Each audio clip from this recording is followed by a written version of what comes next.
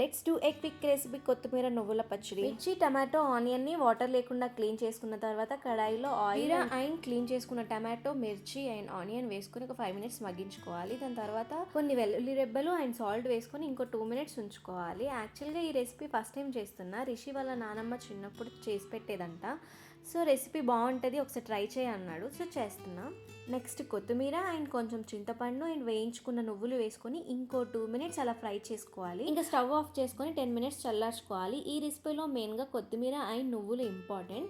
So ఇది చల్లారిన తర్వాత మిక్సర్లో వేసుకొని గ్రైండ్ చేసుకోవాలి. మీకు రోట్లో రుబ్బుకునే పాసిబుల్ ఉంటే రోట్లో రుబ్బుకోండి, టేస్ట్ చాలా చాలా బాగుంటుంది. ఇక్కడ నేనైతే గ్రైండ్ చేశాను. మళ్ళీ కడాయిలో పోపు వేసుకొని గ్రైండ్ చేసుకున్న పేస్ట్ని వేసి మంచిగా కలుపుకోవాలి. పైనుండి కొత్తిమీర వేసుకుంటే కొత్తిమీర నువ్వుల పచ్చడి రెడీ.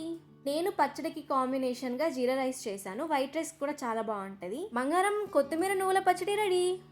సేమ్ మా నాన్నమ్మ చేసినట్టే ఉంది.